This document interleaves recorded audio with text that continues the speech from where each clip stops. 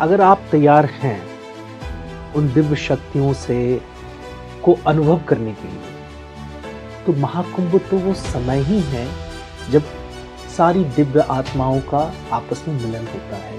वो उस जगह पे पधारते हैं। जब नागा साधु आ रहे हैं तो गंधर्व देवता ये भी शामिल होते होंगे, शिव जी के गढ़ भी शामिल होते होंगे। आपको दिव्य अनुभूति कान में आवाज के रूप में सुनाई दे सकती है, आपको चित्र के रूप में दिखाई दे सकती है, आपको डिफरेंट कलर्स दिख सकते हैं, या कई बार ऐसा भी हो, अगर आप बहुत भाग्यशाली हैं, कि कोई महात्मा स्वयं आपके पास आए, आपको आशीर्वाद दें, बदले में कुछ ना मांगे, और जब तक आप उनको मुड़कर ढूंढना शुरू करें तब तक वो विलीन हो जाए। ऐसे एक नहीं, हजारों उदाहरण बड़े पड़े। कुंभ में आप याद रखें, सब आए हैं पाप धोने के लिए, पाप ले जाने के लिए कोई नहीं आया है। तो अपनी ऊर्जा का स्तर ऊपर उठाइए, एक एनर्जी शील्ड बनाइए।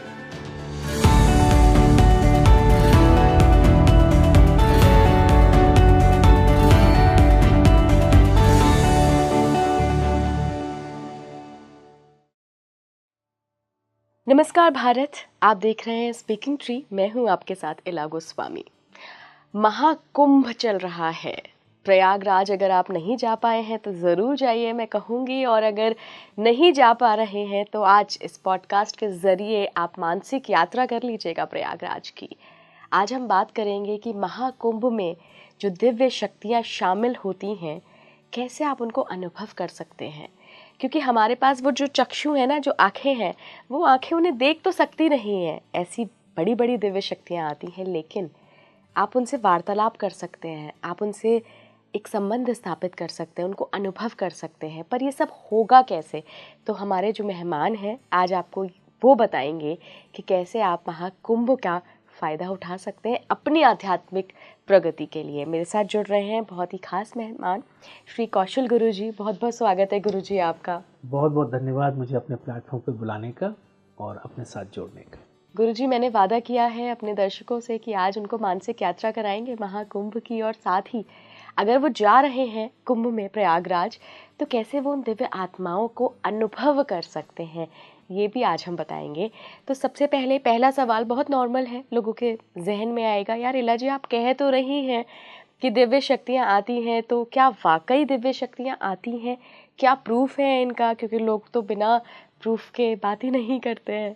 प्रूफ है, और अगर आप तैयार हैं उन दिव्य शक्तियों से को अनुभव करने के लिए, तो महाकुंभ तो वो समय ही है जब सारी दिव्य आत्माओं का आपस में मिलन होता है। वो उस जगह पे पधारते हैं। एक नहीं, दो नहीं, सैकड़ों हजारों ऐसे अनुभव हैं, और ऐसे लोगों ने अनुभव किया है जो खुद अपने क्षेत्र में बहुत उम्दा कर चुके हैं, रह चुके हैं।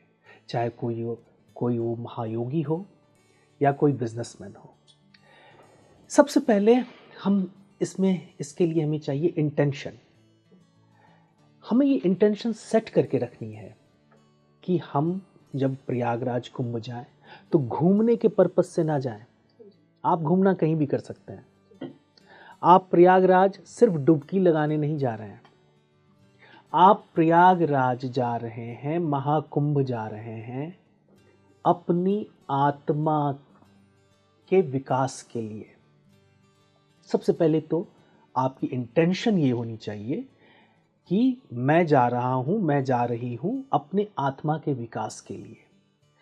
उस जगह पर जब आप जाएं तो कुछ चीजें आप बिल्कुल अपने जहन में उतार लें।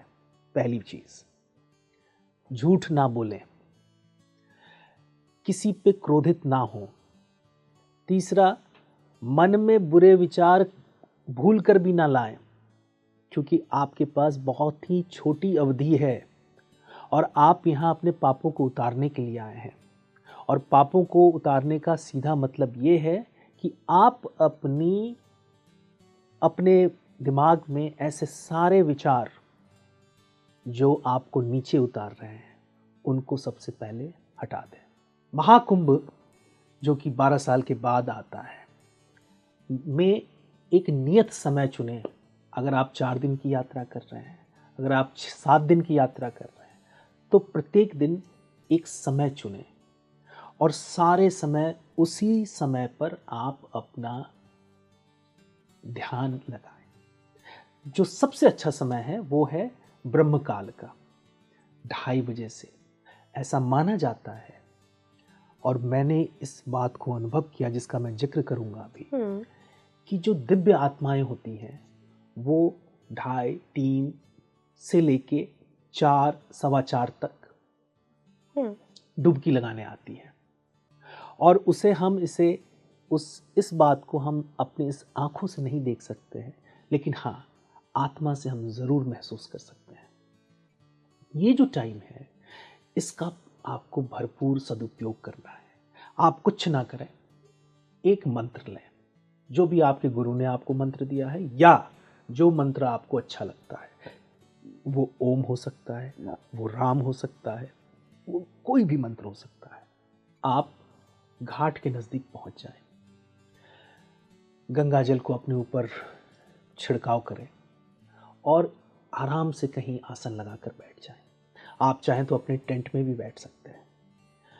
आप पूरब दिशा की तरफ सिर करके बैठें। ध्यान में बैठने के बाद सबसे पहले आप उस महाकुंभ की जगह को प्रणाम करें। प्रणाम करने के बाद अपने गुरु का ध्यान करें और फिर अपना मंत्र जाप करना शुरू कर दें। मन में ध्यान रखना है कि आपको किसी भी तरीके की बुराई या निम्न विचार नहीं लाने हैं। ये पहली शर्त है। अगर आप पे कृपा हुई तो आपको दिव्य अनुभूति कई रूप में हो सकती है। अब मैं इसका वर्णन करूंगा। आपको दिव्य अनुभूति कान में आवाज के रूप में सुनाई दे सकती है, आपको चित्र के रूप में दिखाई दे सकती है, आपको डिफरेंट कलर्स दिख सकते हैं, या कई बार ऐसा भी हो, अगर आप बहुत भाग्यशाली हैं, कि कोई महात्मा स्वयं आपके पास आए, आपको आशीर्वाद दें, बदले में कुछ ना मांगे, और जब तक आप उनको मुड़कर ढूंढना शुरू करें तब तक वो विलीन हो जाए। ऐसे एक नहीं, हजारों उदाहरण बड़े पड़े। तो महाकुंभ का ये अवसर जो है, इस अवसर को आपको एक दिव्य प्रेरणा में, दिव्य अवसर में बदलना चाहिए। और उसको बदलने का यही एक तरीका है, उन दिव्य आत्माओं से कनेक्ट करने का। गुरुजी, ऐसा भी कहा जाता है कि जो चिरंजीवी हैं, जो हमारे साथ कई लोग 8 चिरंजीवी भी मानते हैं, वो भी शामिल होते हैं, डुबकी लगाने आते हैं। वो भी बिल्कुल बिल्कुल, वो तो आते ही आते हैं, वो तो पहले दिन ही आते हैं, और उनके स्नान के बाद ही बाकी स्नान शुरू होता है। वो जब स्नान करते हैं, उसकी पवित्रता, उसकी महिमा, वो दिव्य आत्माओं ने महसूस कर रखा है। जो बड़े बड़े संत थे, उन्होंने महसूस कर रखा है। एक किस्सा सुनाता हूं आपको। एक महाकुंभ के समय नीम करोली बाबा और उनके कुछ भक्त वहां पहुंचे। नीम करोली बाबा के साथ उनके एक नवयुवक भक्त थे। बाबा ने उन्हें अपनी उंगली पकड़ाई और ये दोनों साथ साथ चलने लगे, कि तभी एक सामने से एक जटाधारी, विशालकायी, दैदीप्यमान पुरुष योगी नीम करोली बाबा के सामने आए, और ये दोनों आपस में गले मिलकर हंसने लगे और एक दूसरे को गले लग गए, और वो नृत्य करना शुरू कर दिया उन्होंने, दोनों ने। कुछ देर के बाद वो महात्मा विलीन हो गए। नीम करोली बाबा के इस नवयुवक शिष्य ने बाबा से पूछा, बाबा वो कौन थे? बाबा मुस्कुरा दिए, और उनकी मुस्कुराहट में सारा उत्तर छिपा था। एक दिव्य आत्मा से मिलने आई थी, और मिलकर खुशी का इजहार कर, आपस में जिस भाषा को हम और आप नहीं समझ सकते हैं, उसमें आदान प्रदान कर, कई बार वो इतनी मौखिक भाषा नहीं होती है, एक डिफरेंट फ्रिक्वेंसी लेवल पे होती है, तो शायद मैं और आप बात ना कर सके, ना समझ सके, ना सुन सके, और वो विलीन हो गए। और इस किस्से से हमें ये महसूस होता है, पता चलता है कि हाँ, दिव्य आत्माएं आती हैं, लेकिन वो हम अपने चर्म चक्षुओं से शायद जब तक हम एक गुरु की कृपा में ना रहें, शायद हमें उसका आभास ना हो। लेकिन हमें अपने साधना पद्धति पर विश्वास रखते हुए, अपने गुरु पर विश्वास रखते हुए, उनके टीचिंग्स को फॉलो करते हुए, अगर हम महाकुंभ के इस समय का सदुपयोग करें, न जाने कब कृपा बरस जाए। गुरुजी, शाही स्नान, अमावस्या, पूर्णिमा, ये जो स्पेशल दिनों का स्नान होता है, इनकी क्या महत्ता है? और मैंने ऐसा सुना है कि इस दिन बहुत जो बड़े बड़े अभी शरीर में जो योगी हैं, इनका बकायदा एक मीटिंग होती है ऐसी दिव्य आत्माओं के साथ कि पृथ्वी को कहाँ, किस ओर ले जाना है, सनातन को कहाँ ले जाना है। ये सच में होता है या ये बस कहानियों के माध्यम से हमें सुनाई दिया, लोग भी ऐसे ही बात कर रहे हैं? देखिए, कुछ ना कुछ सत्यता तो है ही। तो पहली चीज हमें ये देखना है जो गीता कहती है, ना तुम कहीं से आए ना तुम कहीं गए, तुम यहीं हो, बस तुम्हारी अवस्था बदलती रहती है। और जब आपकी सिर्फ अवस्था बदल रही है तो आप तो नित्यगामी हैं, आप तो कहीं नहीं गए, आप यही हो। अगर हमने ये बात मान ली तो सबसे पहले हमें ये भी समझना चाहिए कि ऐसी आत्माएं जिन्होंने अपने ऊपर विजय प्राप्त कर लिया और उन्होंने कह दिया कि मुझे मोक्ष नहीं चाहिए, मुझे पर्यंत, सृष्टि के पर्यंत, अंत तक मुझे सिर्फ मानवता की भलाई करनी है, ऐसी आत्माओं का समूह, जिसे हम चिरंजीव कह सकते हैं, महायोगी कह सकते हैं, ये एक कॉस्मिक लेवल पे बैठी हुई है और इस कॉस्मिक लेवल से ये सब कुछ देख रही हैं, इनसे कुछ छुपा हुआ नहीं है। ये इस कॉस्मिक लेवल से सब कुछ नियंत्रित कर रही हैं। इसके यदा कदा प्रमाण भी मिलते रहते हैं। लोग इसको ध्यान के माध्यम से, जो गुरुओं के माध्यम से, ये बार बार उनको ये एक एक एक समझ आती रहती है। तो सबसे पहली बात तो ये। अब आपका जो प्रश्न था कि इन विशिष्ट दिनों में ये मीटिंग करते हैं आपस में, देखिए ये कब मीटिंग नहीं करते हैं। मीटिंग करने के लिए, मुझे और आपको मीटिंग करने के लिए हमें बोलने की ज़रूरत है, वोकल कॉर्ड की ज़रूरत है, टेलीफोन की ज़रूरत है। इनकी मीटिंग के लिए इनको इन सब चीज़ों की ज़रूरत नहीं है। वो ऊर्जा के स्तर पे होता है। और इन दिनों, चाहे वो पूर्णिमा का दिन हो, वसंत पंचमी का दिन हो, जिस दिन स्नान करते हैं, जो शुभ दिन है स्नान के लिए, शाही स्नान और वगैरह, ये सारे दिन जो है वो प्लैनेटरी पोजीशन जो है वो इतनी सुदृढ़ होती है, इतनी ऊर्जात्मक होती है कि उसमें सिर्फ स्नान ही नहीं, बल्कि उस क्षण में जो कुछ भी अच्छे मन से किया जाए वो फलदायी ही होगा। और जो ये डिवाइन सोल्स हैं वो इस घड़ी को चुनते हैं आपसी संवाद के लिए, फ्रीक्वेंसी को आगे बढ़ाने के लिए, ताकि इसकी वाइब्रेशन जो है एज अ कलेक्टिव कॉन्शियसनेस पूरे ब्रह्मांड में गूंजने लगे।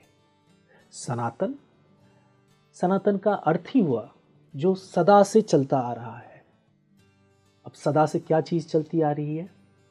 एक चीज जो नित्यगामी और सदा से है, वो है परमात्मा, परम आत्मा।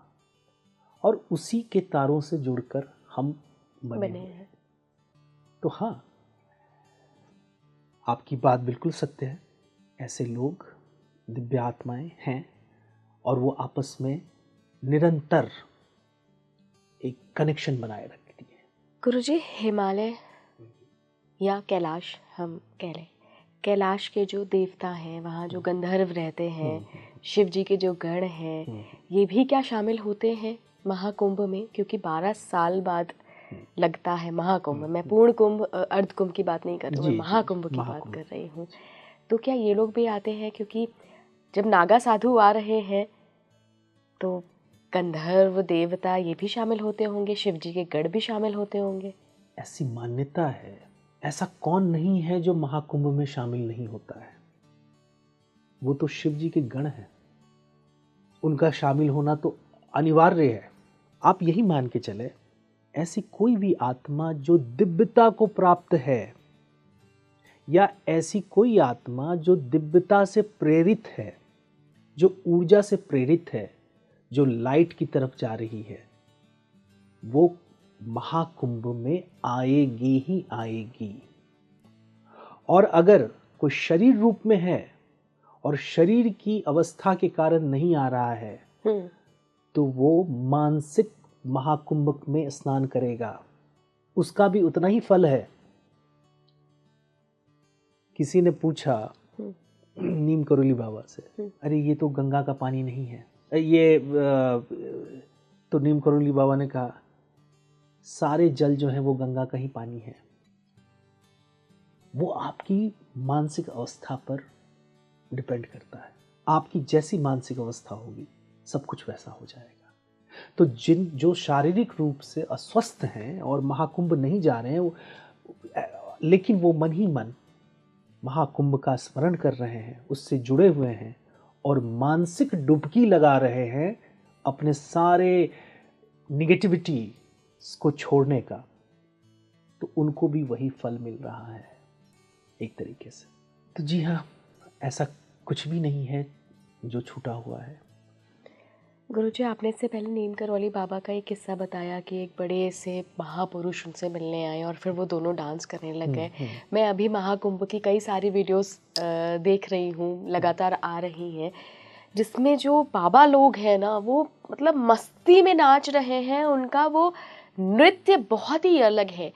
तो इसको क्या कुछ ब्रह्मांडीय डांस कहेंगे कि वो किसी तरीके से कॉस्मिक एनर्जी से कनेक्ट करने की कोशिश कर रहे हैं थ्रू डांस, नृत्य के जरिए, या ये बस एक कला है और कला का प्रदर्शन हो रहा है? मैं नहीं मानता हूं कि ये कला है और कला का प्रदर्शन है। सबसे पहली बात, हम एज ए ह्यूमन बीइंग हमने डांस करना कब छोड़ा? जब हम धीरे धीरे बड़े होने लगे। जब हम बच्चे थे तो कभी भी तब हम कभी भी लग जाते बारिश हुई हम डांस करना शुरू करते थे। बिल्कुल गुरुजी। घर में कोई मेहमान आए हम उछलना कूदना डांस करना शुरू करते थे। आप देखेंगी जो नृत्य जो है वो हमारा स्वाभाविक गुण है, और उस स्वाभाविक गुण में जब अस्वाभाविक गुण जुड़ने लगता है, यानी स्ट्रेस, एंजाइटी, डिप्रेशन, बेकार की चीज़ें, निगेटिव चीज़ें जब जुड़ने लगती हैं, तो शरीर का, मन का अपना जो नेचुरल रिदम होता है वो कहीं ना कहीं खोने लगता है। नेचुरल रिदम क्या है? डांस, नृत्य। एक योगी जिसने संसार त्यागा, जिसकी ऊर्जा सिर्फ एक चीज में खर्च हो रही है, अपने साधना में और भगवत प्राप्ति में, उसे किसी प्रकार का स्ट्रेस नहीं है। वो एक बच्चे की भांति जी रहा है उसी स्वाभाविक गुण में, रूप में। तो फिर ये स्वाभाविक बात है, नेचुरल है ये, कि उनसे नृत्य तो निकलेगा ही। शिव जी से बड़ा नृत्य कौन करता होगा? और आप देख लें हमारी देवती देवताओं को, अगर आप बहुत पुराने किसी मंदिर में जाएं तो आपको नृत्यंगनाओं का दृश्य मिलेगा, उस पर कार्व्ड मिलेगा, डांसर्स एंड ऑल दैट। तो ये एक बहुत बड़ा सबूत है, ये एक बहुत बड़ा इंडिकेशन है कि जब आप मानसिक रूप से बिल्कुल स्वस्थ, खुश और तल्लीन होते हैं तब आप नृत्य करते हैं। और मुझे लगता है कि हम सबको धीरे धीरे इनसे प्रेरणा लेके, इन योगियों से जो महाकुंभ में आए हैं और जो नृत्य कर रहे हैं, इनसे प्रेरणा लेनी चाहिए और अपने जीवन में नृत्य को शामिल जरूर करना चाहिए। सबके मन में आता है, हम एक पौराणिक कथा सुनते हैं कुंभ के बारे में कि 4 जगह अमृत की बूंदें गिरी थी और उसके बाद फिर सब अमृत को पाने के लिए कुंभ का स्नान करते हैं। लेकिन आज के परिप्रेक्ष्य में अगर हम इस दौर में, कलयुग के दौर में देखें, कुंभ की क्या महत्ता है? क्या ये सिर्फ एक तरीके का आध्यात्मिक समागम है, धार्मिक समागम है, कि दूर दूर से महान योगी आ रहे हैं और एक ऊर्जा, दिव्य ऊर्जाओं का वातावरण है और आम जनता भी उसका अनुभव करने के लिए जा रही है, या कुछ विशेष इसका एक उद्देश्य है इस महाकुंभ का? दो बातें। क्या ये विशेष बात नहीं है कि इतनी बड़ी बड़ी अद्भुत आत्माएं आपस में मिल रही हैं? और आपको मैं बताना चाहूंगा, ये मिलन आत्माओं का, दिव्य आत्माओं का, इनसे निकलने वाली ऊर्जा एक आभा मंडल तैयार करती है, जिसको मैं अपनी भाषा में बोलता हूं energy shield, protection shield create करती है, जो सिर्फ भारत के लिए ही नहीं बल्कि तमाम विश्व और ब्रह्मांड के लिए ऊर्जा कवच का काम करती हैं। इनसे रोग, दोष, शाप, ताप, दुख, सारी चीजों को ये एक तरीके से दूर रखने में मदद करती है। लोगों की मानसिक स्तर को, ये बहुत बड़ी बात है, आज कोई डॉक्टर या साइंटिस्ट को पता है कि मानसिक समस्याएं कितनी बड़ी समस्याएं हैं। ये जो ऊर्जा का प्रवाह है, ये मनस को ऊर्जा की ऊपरी स्तर पे, नृत्य के स्तर पे ले जाती है। इन सब के बावजूद जो पौराणिक बातें हैं कुंभ के बारे में, वो जो है सो है। लेकिन अब मैं एक नई चेतना के रूप में इसे देखता हूं, और नई चेतना के रूप में ये जनमानस में नव चेतना को जागृत करने का सबसे अच्छा, सरल और सुगम उपाय है। मैं ऐसा चाहूंगा कि महाकुंभ मेरे जीवन में कम से कम 5 बार और आए और अपने सुनने वालों के जीवन में भी ये 10 बार आए। आप कभी गए हैं कुंभ? हाँ, मैं गया हूँ। क्या अनुभव रहा आपका? बहुत अच्छा प्रश्न किया। हाथी जी, जब 2019 वाले अर्ध कुंभ में मैं गया तो एक हाथी से मिला मैं। हाथी और मैं आमने सामने थे, और हाथी की जो भाव भंगिमा थी वो बहुत ही सरल, और ऐसा प्रतीत हो रहा था जैसे ये खुद महात्मा हो। तो महावत ने मुझे कहा कि आइए, ये आपको आशीर्वाद देगा। और मैं आपको बताना चाहूँगा कि मैंने हाथी को प्रणाम किया, इंद्र के वाहन के स्वरूप मैंने हाथी को प्रणाम किया। और प्रणाम करके जब मैं उनके पास गया तो महावत ने उसे इशारा किया हाथी को कि अपना हाथ, अपना सूंड उठा के और मुझे आशीर्वाद दे। और जैसे ही उसने मुझे आशीर्वाद दिया मेरे सर पे अपने सूंड से, मुझे ऐसा प्रतीत हुआ, सिर्फ ऐसा प्रतीत हुआ कि जैसे यहाँ से कुछ ऊर्जा निकल के बाहर निकल रही है, और उस ऊर्जा का जो रंग है, कलर है, वो बिल्कुल इसकी तरह है, इससे भी क्रिसेंट वाइट। और ये अनुभूति मुझे कई दिनों तक होती रही कि यहाँ से मुझे कुछ क्रिसेंट वाइट लाइट निकल रहा है। डुबकी मैंने लगाई, ध्यान में बैठा, मगर ये, उसके बाद मैंने बड़ी कोशिश की उसी जगह पे जाके मैं रोज देखता कि वो हाथी आए अपने महावत के साथ, तो मैं फिर से आशीर्वाद लूं, लेकिन दोबारा ये सौभाग्य नहीं मिल पाया। मेरी अंतिम एक तरह से समझ लें जो इच्छा है आज अपने दर्शकों को और आपको अवगत कराने की, महाकुंभ में या कुंभ में, चाहे वो अर्ध कुंभ हो, महाकुंभ हो, सिर्फ और सिर्फ एक बात अपने दिमाग में समेट के रखें कि नर और नारायण का फर्क बिल्कुल खत्म हो जाए। वो अवसर हमें ब्रह्मांड दे रहा है जिसका नाम कुंभ है। गुरुजी, पर आपने जानने की कोशिश नहीं की आपके गुरु से या वहाँ पे किसी महापुरुष से कि ये सहस्त्रार चक्र से जो ये ऊर्जा निकल रही है, जो वाइट लाइट के रूप में आपको दिख रही है, आखिर क्या है? कौन सा ऐसा आशीर्वाद आपको उस हाथी से मिला? इसे मैं एक उदाहरण के स्वरूप कहना चाहूँगा। आप जब कुछ अच्छा खा रहे होते हैं और वाकई में आप बहुत भूखे होते हैं और खा रहे होते हैं, कई बार आप किसी से बात नहीं करना चाहते हैं, उस फीलिंग को आप डिस्टर्ब नहीं करना चाहते हैं, आप उसमें ही इतने रत होते हैं। मेरी भी वही स्थिति थी। मुझे किसी से बात करना पसंद नहीं था, या मुझे उस फीलिंग को इस डर से कि मैं किसी को बताऊं और वो चली जाए, मैं खोना नहीं चाहता था। बाद में मुझे उसका उत्तर मिला, लेकिन उस उत्तर को मैं अपने साथ ही रखना चाहूँगा।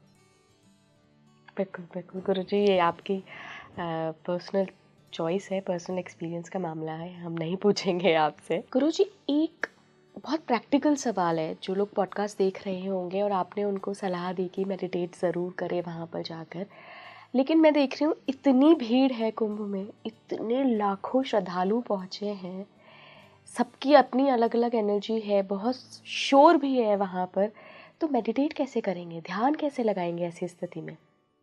पहली बार जब मैं कुंभ में गया तो मेरी यही अनुभूति थी, मैं कैसे ध्यान करूं, इतनी चहल पहल, इतनी शोर, इतने लोग।